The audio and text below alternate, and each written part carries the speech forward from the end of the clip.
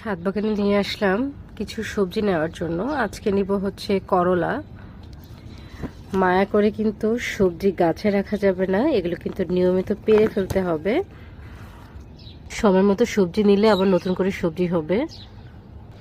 তো আমি বেশ অনেকগুলো পেরে ফেলছি।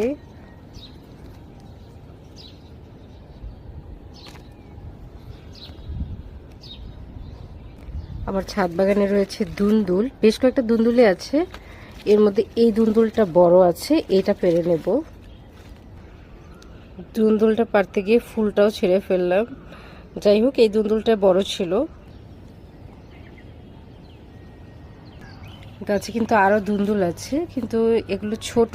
এগুলো আরো দু একটা দিন বড় হওয়ার জন্য সময় দিতে হবে। বেগুনও আছে, বেগুনগুলো একটু ছোট, আর একটু বড় হতে দিতে হবে। আমার কিন্তু অনেকগুলো বরবটি গাছ আছে, এগুলো থেকে নিয়মিত খাচ্ছি বরবটি। এই যে গাছের ফাঁকা ফাঁকা হয়ে থাকে পারে, আবার অনেকগুলো চোখ এড়িয়ে চলে যায়। তো যাই হোক, আজকেও কয়েকটা পারি যেগুলো আছে বড় বড়। কিছু পুঁই শাক নিব, একটু গোড়ার দিকে নিব যাতে করে হচ্ছে এগুলো বেড়ে উঠতে পারে। পুঁই শাকটা খেতে আসলে আমার অনেক ভালো লাগে। আমি এইবার আসলে অনেক মরিচ গাছ লাগিয়েছি, তো এগুলো এখনো বড় হয় নাই। এই যে দেখবেন মরিচ গাছ, এই দেখেন কত মরিচ গাছ।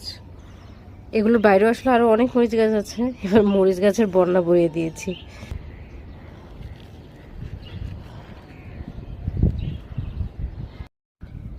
মরিচ নিব, দেখুন কি সুন্দর লাল টুকটুকে মরিচ।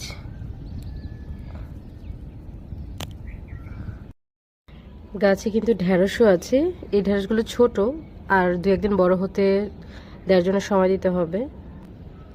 তো আজকে এই সবজিগুলোই পারলাম।